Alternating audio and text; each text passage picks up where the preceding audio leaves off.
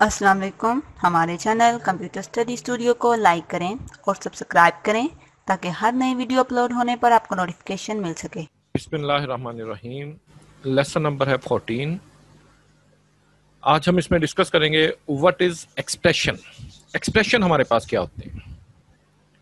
जिस तरह से आप मैथ का कोई क्वेश्चन करते हैं तो उसमें आप एक इक्वेशन लिखते हैं, जैसे ये हमारे पास है c इज इक्वल टू 3+2। तो हमारे पास ऐसी स्टेटमेंट जो अवेलुएट हो और हमें एक रिजल्ट बनाकर दे, उसको हम एक्सप्रेशन का नाम देंगे। आप कह लेंगे ये इक्विवेलेंट होती है मैथ की इक्वेशंस के। A statement that evaluate to a value is called an expression. Like आप यहाँ पे किसी भी वेरिएबल का नाम लिखते हैं और यहाँ पे आप कोई कांस्टेंट वेरिएबल या कुछ भी यहाँ पर लिख सकते हैं। An expression give a single values. हमेशा देखिए एक्सप्रेशन ये राइट साइड पे जितना मर्जी बड़ा हो, 2 है, 3 है, 4, 5, 8, 10 वेरिएबल, उसका रिजल्ट हमेशा एक सिंगल वैल्यू में आता है और वो वैल्यू लेफ्ट साइड पे जो वेरिएबल है उसमें स्टोर हो जाता है। An expression consist of operators and operands. देखिए ये आपके पास एक एक्सप्रेशन है, ये वाला भी एक्सप्रेशन है। वो कहता है कि ये एक्सप्रेशन जो होता है ये दो चीजों पर मुश्तमिल होता है, ऑपरेटर्स पर और ऑपरेंड्स पर। अब इसमें ऑपरेटर्स कौन से होते हैं और ऑपरेंड्स कौन सा होता है? तो an operator is a symbol that perform some operation like plus minus multiply etcetera. ये देखें, ये आपके पास जो प्लस प्लस माइनस मल्टीप्लाई वगैरह के जो साइन होंगे, सिंबल्स होंगे, ये हमारे ऑपरेटर्स कहलाते हैं जो आपके पास ऑपरेंड पे कोई ना कोई ऑपरेशन करते हैं। Operand is a value on which the operator perform some operation. हमेशा ऑपरेंड्स आपके पास कोई वैल्यूज होती हैं। अब ये देखें, ये कांस्टेंट की सूरत में भी हो सकती हैं वैल्यूज, या ये आपके पास वेरिएबल की सूरत में भी होंगी। इन वेरिएबल्स के अंदर भी जाहिर बात है कि कोई ना कोई वैल्यू ही स्टोर होंगी।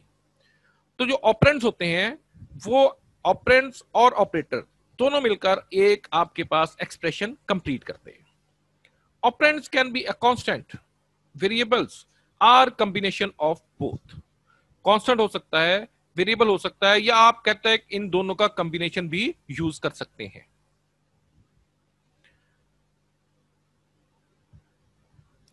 एन एक्सप्रेशन में consist of any numbers of operators and operands. अब ये इसमें कोई लिमिट नहीं होती कि आपके पास ऑपरेटर आप कितने इस्तेमाल करें, आप ऑपरेंड कितने इस्तेमाल करें। आप जितने मर्जी यहां पे इस्तेमाल कर सकते हैं, जितनी आपकी रिक्वायरमेंट है। देखिए जी, a plus b, m divided by n, x minus 100। In the above example, plus divide minus are operators. ये सारे हमारे पास हैं ऑपरेटर्स जो कोई ना कोई ऑपरेशन परफॉर्म करेंगे। And a b m n x are operands in the expression. ये देखें जी, a b m n x ये हमारे ऑपरेंड्स है। इवन के ये हमारे पास 100 ये भी ऑपरेंड है। Operators are the symbols that are used to perform different operations on data।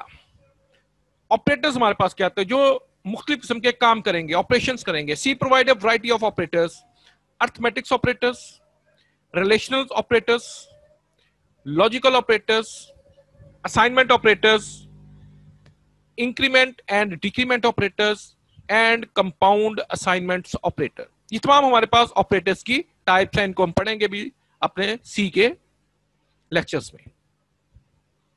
Arithmetics operators, arithmetics चार बेसिक हमारे जो फंक्शन होते हैं, प्लस माइनस मल्टीप्लाई डिवाइड, जो मैथ के हम कहते हैं। और इसमें सी में जब हम अर्थमेटिक ऑपरेटर की बात करते हैं तो इसमें एक और ऑपरेटर हमारे पास मॉडुलस का भी शामिल होता है। देखें, इसमें प्लस का जो सिंबल है, ये दो या दो से ज्यादा वैल्यूज हैं, उनको आप अगर आप ऐड करना चाहे एडिशन के लिए इसको इस्तेमाल करेंगे। ये सब्ट्रैक्शन के लिए मल्टीप्लीकेशन, डिवाइस, और ये है मॉडुलस।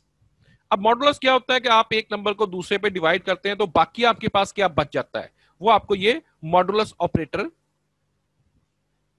रिटर्न करता है। An arithmetics operator is a symbol that perform mathematical operations on data. ये डाटा के ऊपर मैथमेटिकल ऑपरेशंस करेंगे। Some important point about modulus operators are as follow. Plus minus multiply हमने देखा हुआ है, नॉर्मल जो फंक्शन उनके मैथ में होते हैं वही यहाँ पे आपके पास यूज होंगे। अब हम बात करते हैं कहता मॉडुलस ऑपरेटर्स की। Modulus operator is also called remainders operator. Remainder operator भी कहते हैं या मॉडुलस, दोनों एक ही नाम है। Modulus operator work only integer value. अब देखेंगे ये इंटीजर वैल्यू के साथ ही क्यों काम करता है, क्योंकि हमने कहा था कि मॉडुलस अगर एक नंबर को दूसरे पर हम डिवाइड करते हैं तो बाकी हमारे पास क्या बचता है। अगर हमारे पास फ्रिक्शन टाइप डाटा हो तो वो इशारिया वहां पे लगाएगा और वो उसको पूरा पूरा कहीं ना कहीं डिवाइड कर देगा। तो हमेशा मॉडुलस ऑपरेटर जो होता है वो इंटीजर वैल्यू पे काम करता है। फ्रिक्शन टाइप की जो वैल्यूज होती है उसके साथ मॉडुलस ऑपरेटर वर्क नहीं करता। If modulus operator is used with the division of zero, example हम लेते हैं, कहते for example an expression 0 modulus 5 will give 0 as result. तो हमेशा आपके पास इसका रिजल्ट 0 ही आएगा। तो 0 और आप मॉडुलस लें किसी भी नंबर के साथ, हमेशा आपको उसका रिजल्ट 0 ही रिटर्न करके देता है। In expression 3 modulus 5, 3 is not divisible by 5। देखें 3 छोटा है, 5 बड़ा है, डिवाइजेबल है ही नहीं। So it's result is 3। तो ये आपको हमेशा लेफ्ट साइड पे जो वैल्यू होगी वही रिटर्न कर देता है। आप यहां पे करते हैं 5 मॉडुलस 3, फिर आपके पास इसका रिजल्ट आना था 2।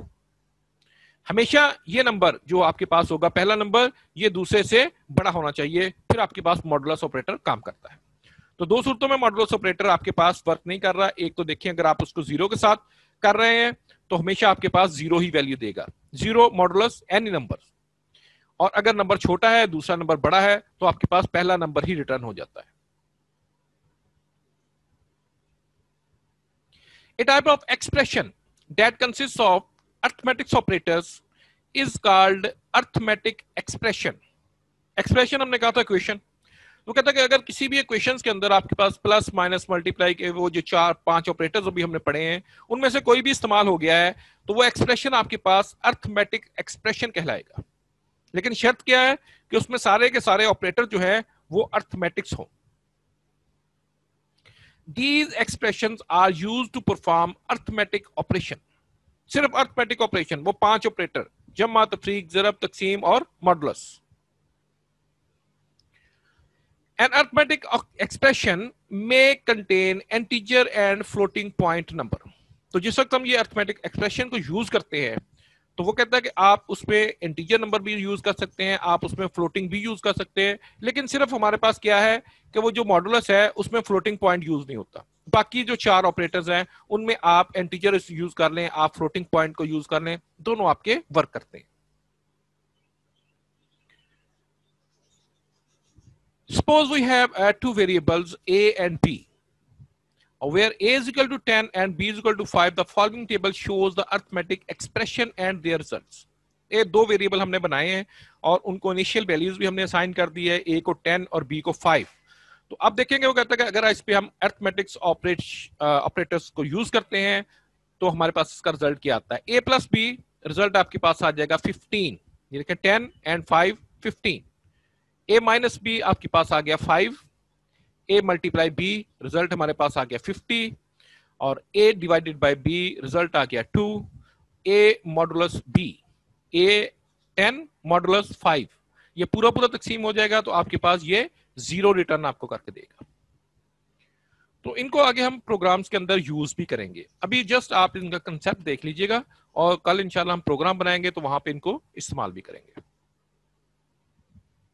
Working of the division operators. The manipulations of the division operator is different from other operators. एक तो मॉडुलस की थी और दूसरा हमारे पास डिवीजन की है। अब देखें नॉर्मल डिवीजन में क्या होता है। The results of the division operation is always an integer. आपके पास वो कहता है कि रिजल्ट अगर आप एक डिवीजन ऑपरेटर अप्लाई कर रहे हैं तो आपके पास रिजल्ट हमेशा इंटीजर ही आएगा, integer without any fraction part. If both the divisor and the dividend are integer, जिसको तकसीम कर रहे हैं और जिस पे तकसीम कर रहे हैं दोनों आपके पास कहता है इंटीजर हैं, तो ओवरऑल रिजल्ट भी आपके पास इंटीजर ही आएगा। The friction part is ignored. अगर वो पूरा पूरा तकसीम नहीं हो रहा तो उसका आपके पास जो उसका फ्रिक्शन पार्ट होगा इशारे के बाद वाला, तो वो ऑटोमेटिक उसको इग्नोर कर देता है, उसको स्टोर ही नहीं करता वेरिएबल के अंदर।